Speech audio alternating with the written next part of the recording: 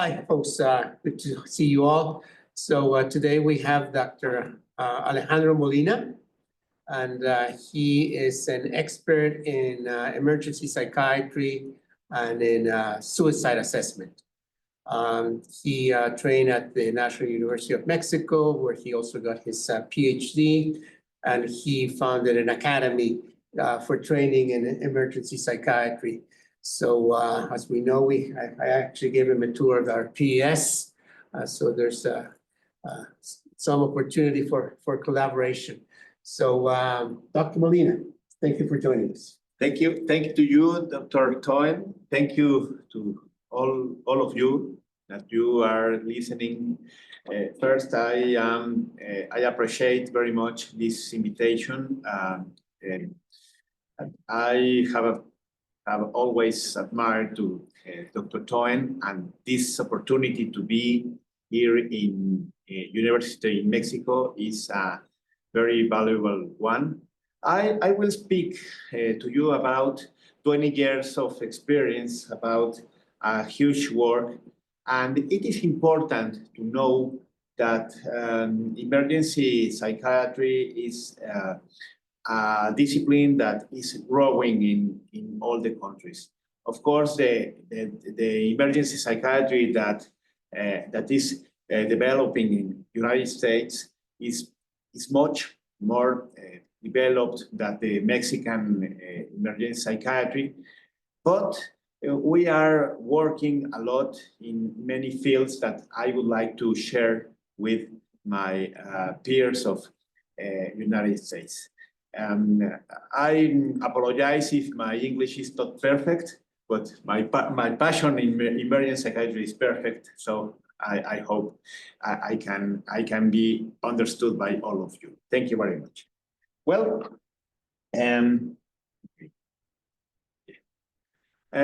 now I am current president of Mexican Psychiatric Association in this biennial period, 2024-2025. I founded an Academy of Emergency Psychiatry in 2014.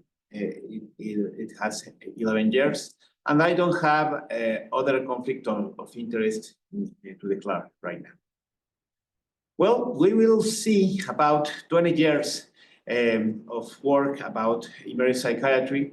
In Mexico, we have some issues, some problems about mental health, and what had we worked about it.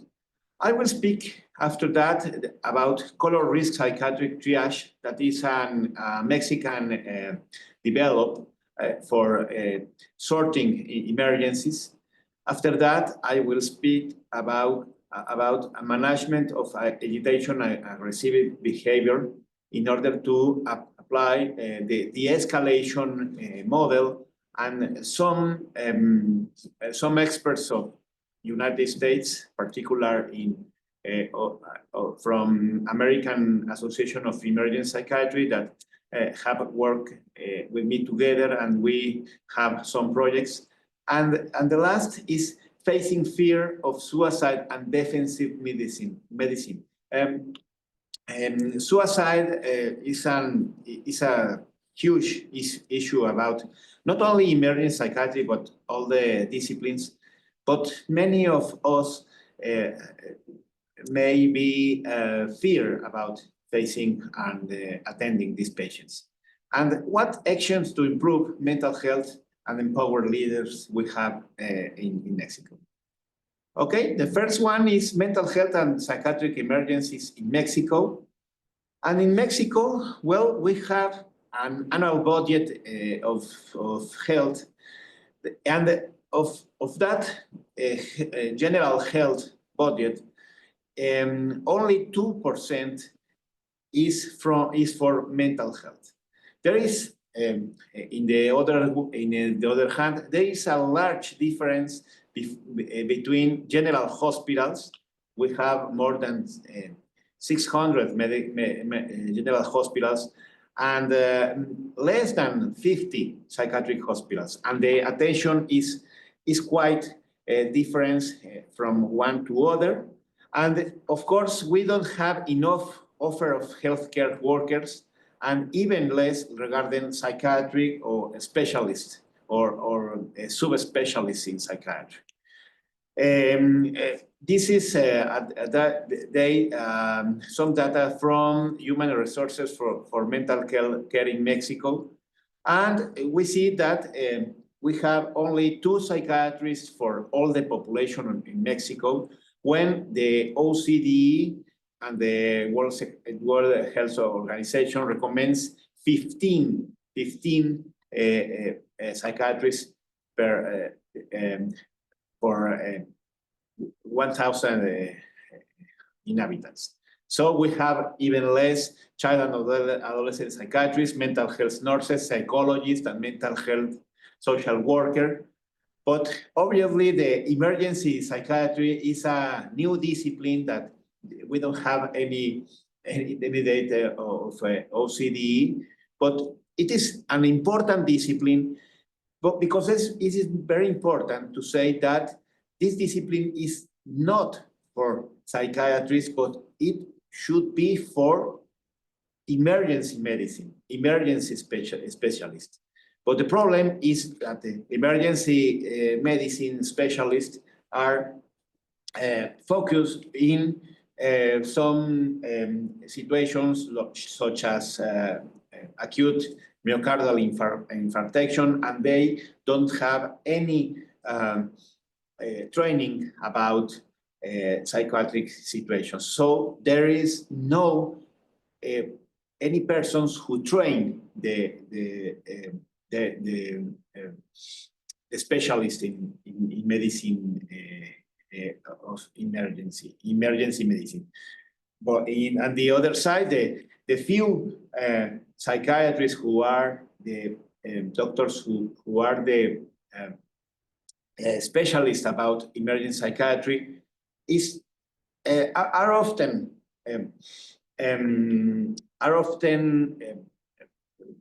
for stigma. The people can often stigmatize the psychiatry, and it is difficult to share the information for another specialty. This is a situation that in the American Association of Emergency Psychiatry has teach a lot of people, and they have trained a lot of people. But in Mexico, we are starting at this time. Okay, I proposed in a publication on 2016 the 10 Ds of psychiatric emergencies in order to know what are the most important psychiatric emergencies, and this is in English. Delirium and disease as the possible medical situation in emergency psychiatry, drug intoxication or withdrawal as the addiction complication situation, danger to others when someone is aggressive or violent with others, danger to self, which means obviously suicide or self-harm, disturbing when some patients can be yelling or can have a behavior that could be distressful. The demand that this is the patient or the relative of the patient that would be violent in order to order or in order to ask for something. Distress, that is the normal distress, not as serious about for example an agitation or aggressive situation, but it could be a situation that would stress to the mental or the health worker. Delayed, the patient that comes late, but he or she has a situation that he or she considers that it is an emergency and detained. So these are the 10 Ds of emergency psychiatry. Okay.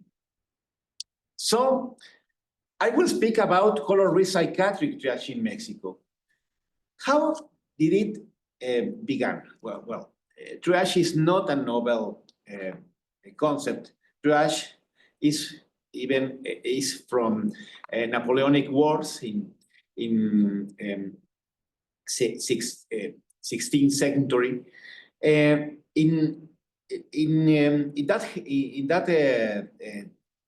that history, Napoleon had to develop a rapid procedure to sort life-threatening injuries in order to maintain the army. And he asked for a medical officer that was Dr. Larrey, Dr. Jean-Dominique Larrey, to develop, and Dr. Jean-Dominique Larrey invented that method in order to know the classification, in order who the soldiers that was wounded, who from them can be saved, and who from them had no any hope. So it was called triage, and this concept was traveled first for emergency medicine, and the triage of Manchester is the most known around the world.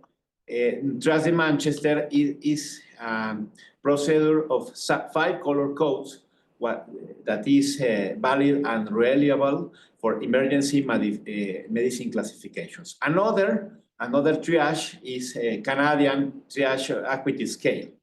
But what happened with mental health? Well, there are much less methods about mental health. And the principal situation is that emergency medicines consider that mental health is not really threatening to life.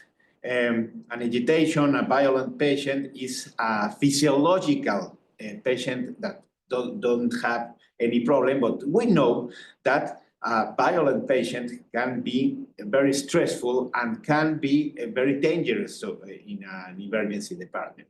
So we need another kind of measures about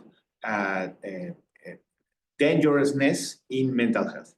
The first scale for mental health was crisis triage rating scale that was developed by Dr. Bengersdorf in USA in 1984. 1984, sorry. It has 3 domains that is valid and reliable, but it's not as reliable measure because some of the patients cannot ask all the question that implies the crisis triage rating scale. The mental health triage in Australia in 1999 it is another scale that implies 4 risk of categories, and it works because the people wait for less time, but it is unspecified. What is the problem? That many users of emergency medicine can have a condition that is not urgent, that is objectively doesn't threat their lives or their physiological integrity, but the patients feel a distress, and the patient can assume that it is urgent to him. This is a situation that we call intersubjectivity. And perhaps physiological is not a problem, but the patient has a distressful situation, and we can have any administrative or even a lawsuit if we don't make an appropriate care. So, well, this is a history. When I start to the emergency department in National Institute of Psychiatry in 2005, I started, I was thin too. And the first poster was in Mérida, Yucatan in 2007. I started to publish some works, and this was the first work that I published in a national congress in Mérida, Yucatan in 2007. I share this with nostalgia, we say in Spanish. It was very hard. It was very hard to be in an emergency department because all my peers and all my friends told me that, oh, being in emergency psychiatry is very hard. I don't know how do you do that. I don't know how someone can like emergency psychiatry. It's awful. I thought that it was very passion for me, but the main situation is that I had to help people. No matter if I don't feel comfortable, I had to help people.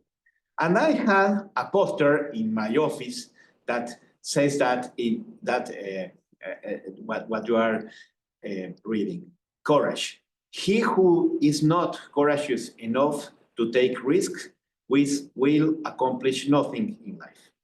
And that poster comforts me many times when I was very tired or I was very scared about many situations because I was alone. I start alone this discipline.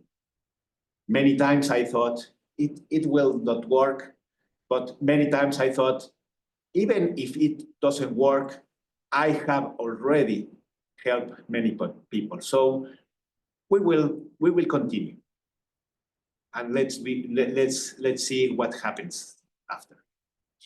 Well, this one, the first research project that was approved. It's called in English pilot study for a triage psychiatric tool that it only proved the psychiatric triage that I created in order to know if it has validity and reliability. Well, it worked. And in 2016, it was published in BMC Psychiatry. And this is, you can imagine that from 2008 to 2016, it was many years, but we can resume the psychiatric triage right here. It is from 5 colors. The first color is brown, looks black, but it's brown. Brown is from immediate attention for many medical situations. In emergency departments, we see a lot of medical situation, and in medicine, in emergency medicine, we see a lot of psychiatric situations. And as we see separated hospitals from general to psychiatry, it is very difficult to exclusively see psychiatric or medical. So we had a lot of fear when some medical situation arrived to the department, but we said that no matter the fear, we had at least to stabilize the patient. So I take courses about advanced cardiovascular life support, and that made me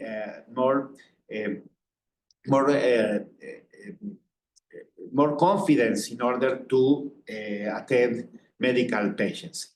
And I started to make some little courses about emergency psychiatry, and many people of the country went to the National Institute of Psychiatry to take that course that it spent 30 years in each year. The red color of psychiatric triage is for aggression. Aggression that means that some patient can be dangerous or can make some aggressive behavior. That means verbal, that means physical, or that means that means absolutely a dangerous situation.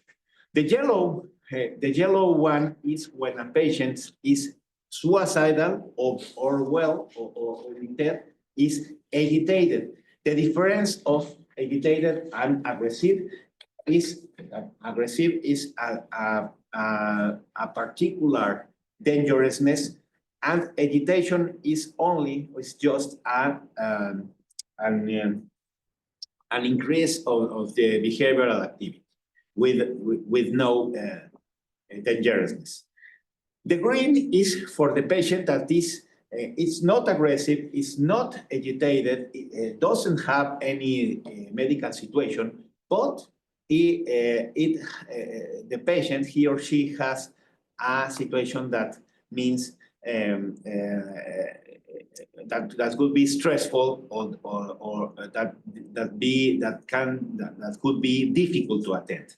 And the white is the patient that doesn't have any of the situations, but ask for being attended quickly.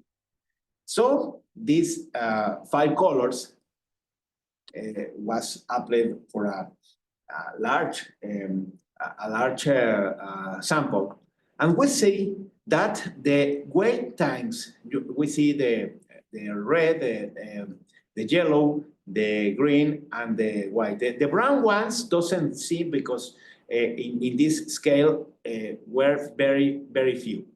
But we see that the mean time was less in yellow, and green one was less than white. So the waiting time was correctly distributed, and the most important thing is the length of stay. Yes? The duration or the length in time of the treatment was the most in yellow one. Okay, that means that the psychiatric triage has a good predictive value. But this is very important, and this is one situation that is important at the last of this presentation. When a patient has a more urgent situation, the patient doesn't come back to the emergency department. You know, the red one comes just one time, and we don't know about the patient again in much time. The yellow one doesn't come back as often, and the green and the white one has more compliance to the ambulatory services. So it means that the most severe or the most urgent conditions are more probable to come just one day, and after that they don't come back to the service. Well, we went to a newbie. Newbie is a national update of behavioral emergencies from American Association of Emergency Psychiatry, and we presented a poster, a better poster than the first one, in Las Vegas, Nevada. the doctor from your left is Dr. Aurora Molina. She's not my sister. She's my student. She was my student, and we present this poster. And in the right, you can see my wife and my two kids. We went to Las Vegas, not only to the Congress, but to know Las Vegas. The kids remember that with much, very nice. Okay, the implementation of color risk psychiatric triage was not only in National Institute of Psychiatry, but in 3 hospitals, psychiatric hospitals in Mexico. In Mexicali, Tijuana, which is most known in the United States, and Jalapa, Veracruz. We have the opportunity of train the first general hospital. The first general hospital was Hospital General de Mexico, General Hospital of Mexico. That is the largest hospital in Mexico. It was previous to the pandemic COVID-19. It was a course of 2 days only, and we unfortunately lose this implementation, but we could make some training about triage and another emergency psychiatry conditions. Well, the next issue is management of agitation and aggressive behavior. What is this problem? This is a very important problem too, because more than a half of medical practitioners have experienced agitation or aggressive behavior. Nurses are the healthcare workers that most frequently receives aggression. The nurses are the most frequently health workers that receive aggressions, but up to 80 emergency practitioners have reported feelings of fear about facing an aggressive consultant. We can think, what is the problem? It's just fair. It's just fear. What is the problem? Well, I cannot work if I have fear. Are you agree with me? So this is the problem. If we have fear, it's most probable to act in a wrong way. Just 16% of practitioners have validated training. So it is not often to have a training about emergency psychiatry and aggressive management of aggressive behavior.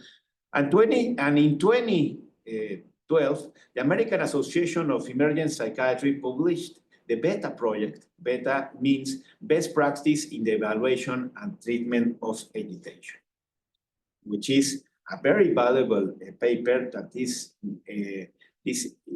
still cited right now. But how can we understand the aggression of a person? What happens when a person becomes so angry? Why is that? Well, we can understand in this picture two main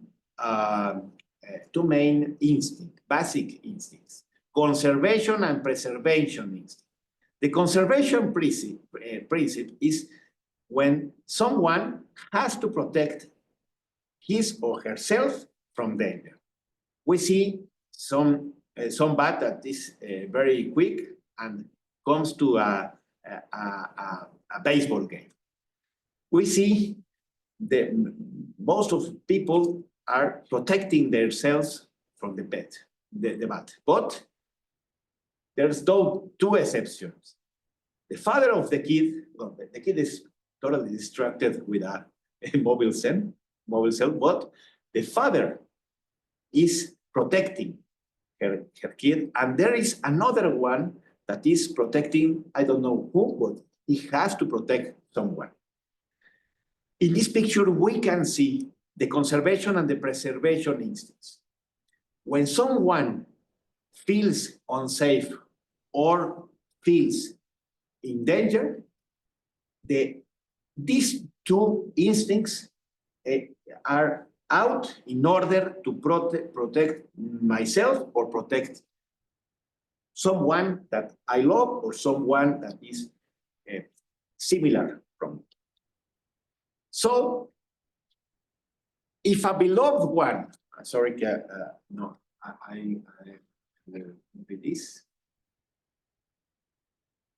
If a beloved one or me are in possible danger, then I will fight against the danger. It means in many ways. We can see aggressive persons, but we have to understand that many of these aggressive patients can feel unsafe on themselves or unsafe. They are seeing that a familiar, a relative, a beloved one is in danger. So the healthcare worker has to implement a safer environment not to fight back or avoid the situation. Many times we have fear and we avoid the situation, or we can fight back in order to be to defend to this aggression, but this only escalate the situation. Okay, this is a bar scale in order to know that some patient can start at normal. Some patient who is speaking normal is we can see it is 4, and we can climb or ride three levels or 3 stairs. 5, enhanced behavioral activity might stabilize.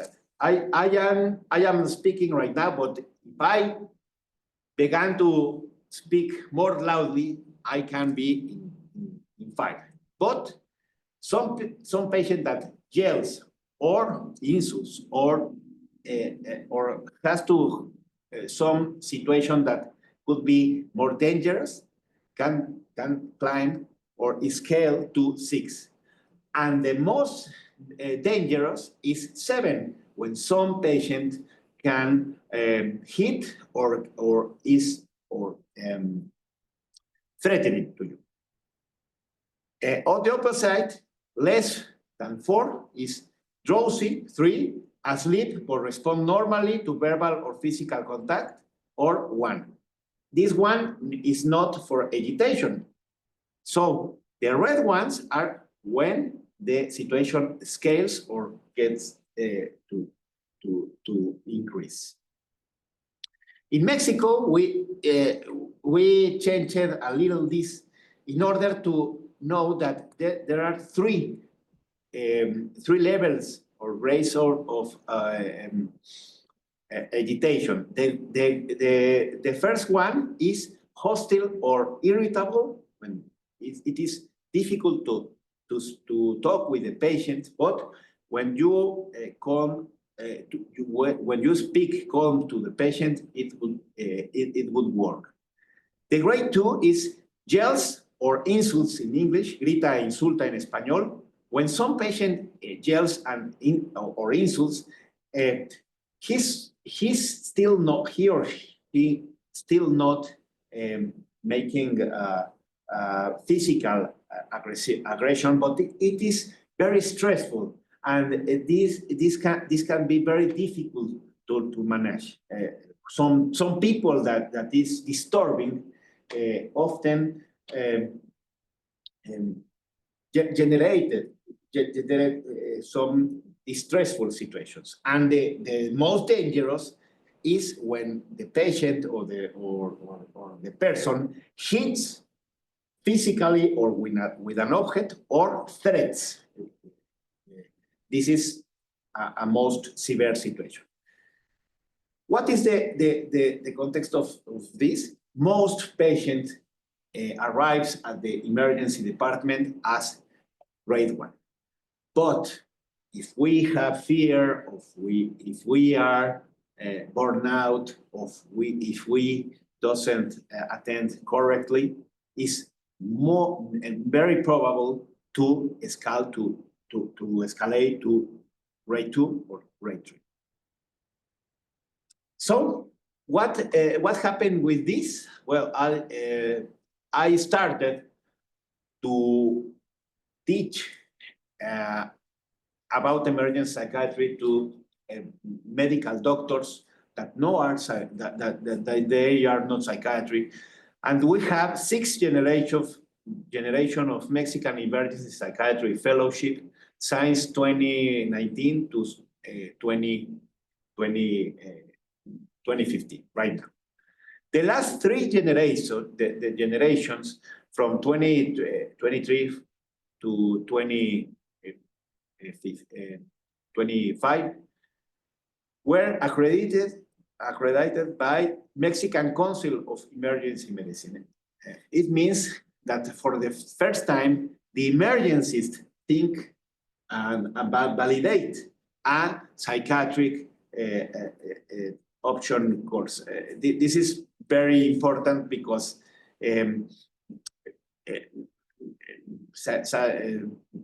emergency physicians are trusting in psychiatrists, and psychiatrists are, we are learning about them. This is a share for the 2 sides.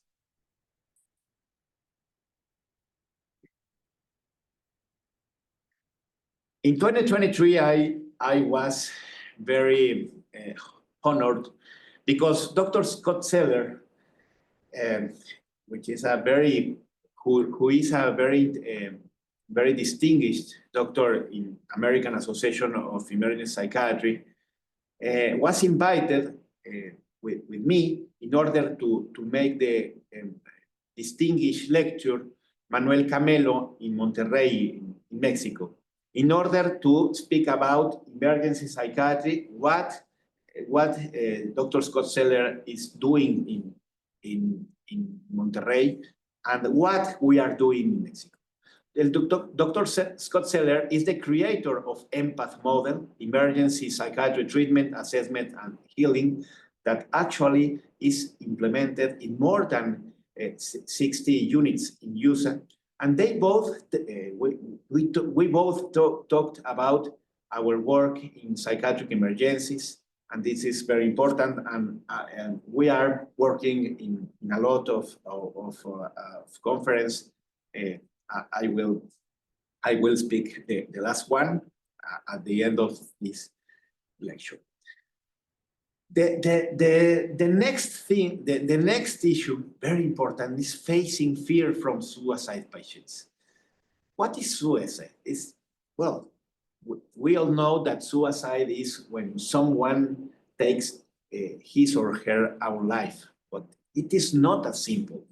There are more than 50 theories about suicide, and it is very confused because there are a lot of research, training, and implementation on procedures against suicidality.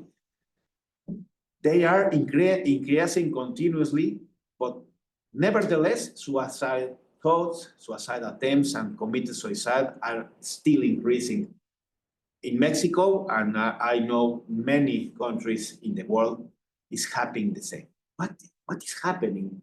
Why?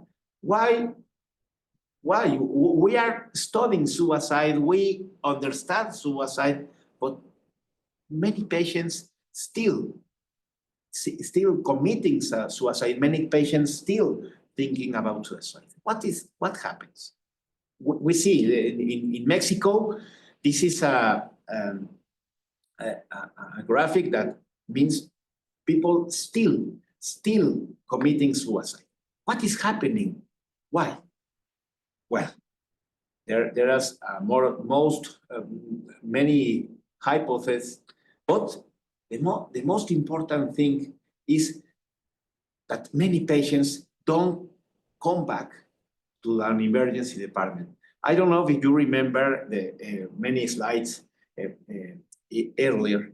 I thought I speak about many patients with a urgent situation doesn't come back to emergency department.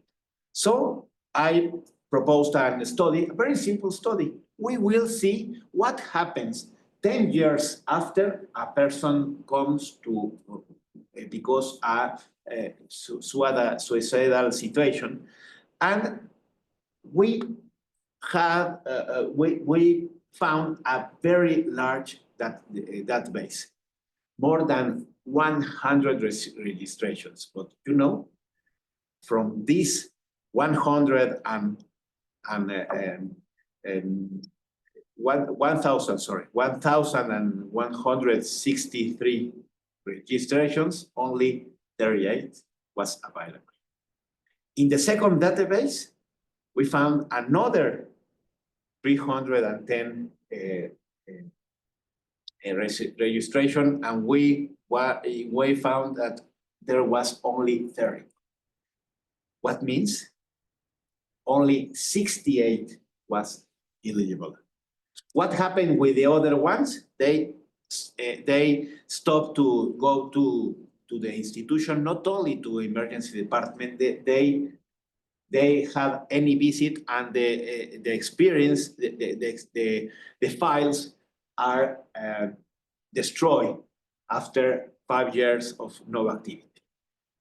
So only 68. Only 68, it means 95% doesn't come. What happened with them? We don't know. Did they improve? Did they get worse? Did they die by a suicide? We don't know. Why? Because no one asked what happens for them. There is no follow-up from the persons. This is a very important model that was developed by Dr. Danuta Wasserman. Dr. Danuta Wasserman is current president of World Psychiatric Association. And after seeing many models, I see that this model describes exactly what happened with a suicide patient. After seeing a lot of patients with suicidal behavior, I thought that this up and down is the real situation about any suicidal patients. But this process has another thing. Some patients can improve if they can have an intervention they can improve, and they can recover even. But some patients can go on and unfortunately can commit suicide. What is the difference? What is the difference between some patients that can have a heal and improve, and some patients can finish or can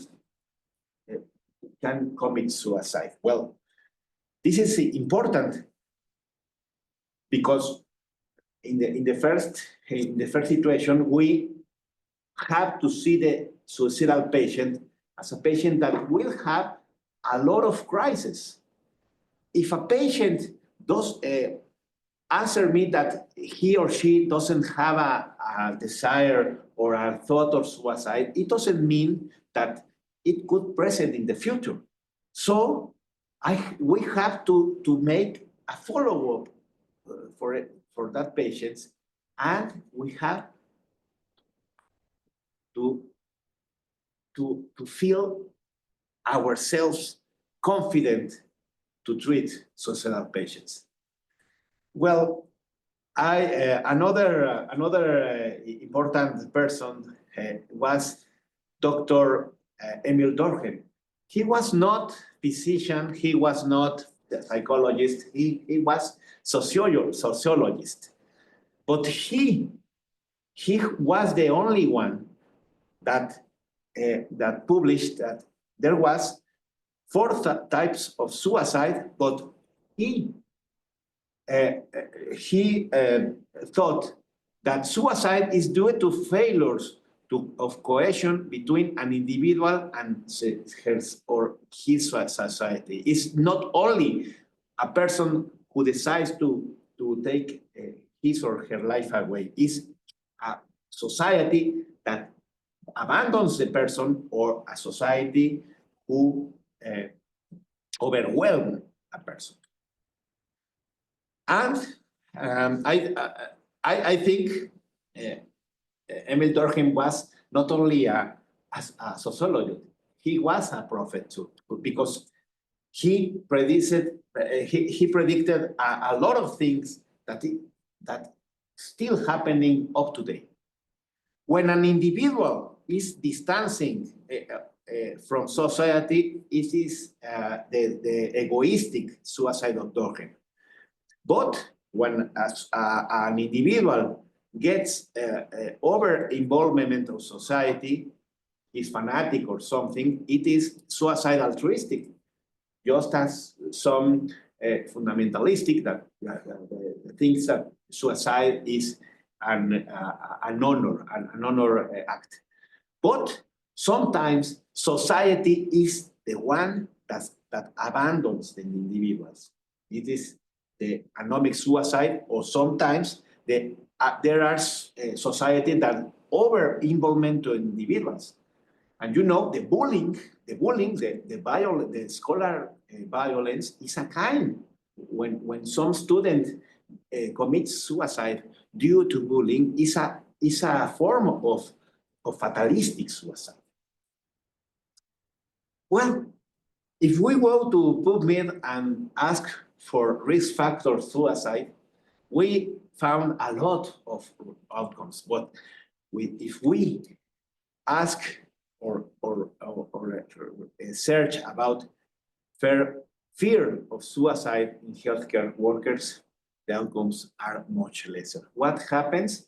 We think that we don't have, or we should not have fear about suicidal patients. But we have fear. We have to know that a suicidal patient distresses us and can be a situation that could be even a legal situation, and we don't like to see suicidal patients. Perhaps we don't like seeing suicidal patients even less than aggressive patients. Suicidal patients enhances the risk of clinical, professional, moral, and legal complications, of course. If some patient commits suicide, as or someone as a psychiatrist has to face something that could be a failure, a professional failure, or we have fear that the family, the relatives can make a lawsuit, for example. And what is the normal situation? Well, it is better that I wouldn't see. I will refer to suicidal patients. But this might lead to defensive medicine with bad outcomes for all. I can discharge or I can refer a patient, but it doesn't mean that I am being professional or ethical. Perhaps in terms of laws, I am making the right, but if I am making some situation legal, but I am abandoning the patient, it is not a moral situation. So a legal risk doesn't justify an unethical abandonment. It means that I have to take care for a legal situation, but if I am human with the patient and I am comprehensive with the patients, it is more probable that the patients gets a better attitude, and there will not be commit suicide, and of course, there will not be any lawsuit. Well, these are two books. They are in Spanish. Sorry, I hope we can have the English version. The first one is in 2021, and the second is in 2024. One is of emergency psychiatry, and the second is clinical suicidology. When I speak all about, I talking with you. They are in physical just, but we would like to have an electronic Kindle version, and we would like to translate to English. Well, this is Dr. Danuta Wasserman, the author of the scheme I showed previously. I had the privilege to work near from Dr. Danuta Wasserman in the last World Congress of Psychiatry in Mexico City. It was very privileged, not only as president of Mexican Psychiatric Association to receive to the World Congress of Psychiatry president, because not only for that, but Dr. Danuta Wasserman is a very respected author about suicidology in the world. And Diana Clark from the United States received another copy of the book of clinical suicidology. She told me that she will practice Spanish, but she was very happy to receive the book.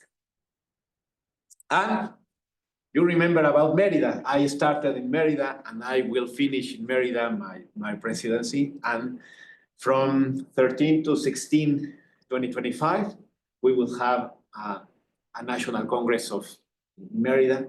It is very important to me because I started my scientific work in Merida, and I'm very happy to finish my president now as president of Mexican Psychiatric Association in Merida. Well, this is invitation. We are all invited in Merida. If you want to visit Chichen Itza or and in Merida will be invited Dr. Seller, Dr. Danuta Wasserman, Dr. Clark, of course, Dr. Toen. You are invited. Thank you very much. I apologize once more if my English is not perfect, but my passion about emergency psychiatry is perfect. Thank you very much. We have time for questions. Oh, fantastic. Any questions from the audience? I have a question. Yes. Dr. Molina. So when you see a patient at the emergency psychiatry room, and then the patient is discharged, what kind of follow-up do you have other than just giving the patient a food? The important situation is that the emergency department physician is not the most accurate professional to follow. The most accurate professional is the physician of ambulatory services. And when someone works at emergency department, the emergency physicians has to discharge to the right place. But the real treatment is responsibility of the main doctor in ambulatory services. Not in hospital, not in emergency department, but the ambulatory service. When you as doctor works with the safety plan with your patient, and you talk with the relative, and they the three makes an enforcement in order to make a better pension, it would work. I have worked with very hard patients, difficult patients that other colleagues consider they are very difficult. And when I, as the main doctor, follow the patients in all the crises, and the patients see that you are making a commitment, it really works. Not only, no matter the diagnosis, the patient can improve. And some patients with PTSD, with borderline personality disorder, many patients that are suicide and has committed many attempts, they improve. I think it is important. And in the emergency department, there should be procedures in order to social workers to talk to the patient. No one talk to the patient. If the patient doesn't come back, well, we did what we need to do, and any else is not our problem. Why don't we have just a phone call? How are you? How do you feel? Why don't you come back to the consultation? There are a lot of papers that means that it works. It works to speak to the patient by phone or having some follow-up. Yeah, we do something similar here. We call it the 7 and 30 day. Any other question, folks? We'll let you manage the questions.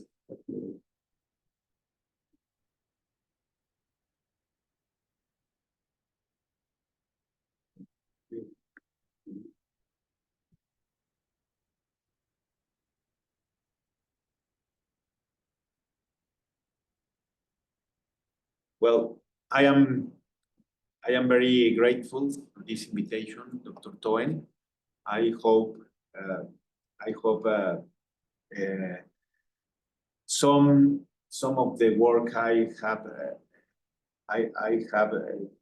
been doing in the last 20 years can be shared, but I would really like to share with the work made you have New Mexico. This is important because emergency department, emergency psychiatry should go on with another specialties, especially with emergency medicine. Thank you very much. Thank you. Thank you.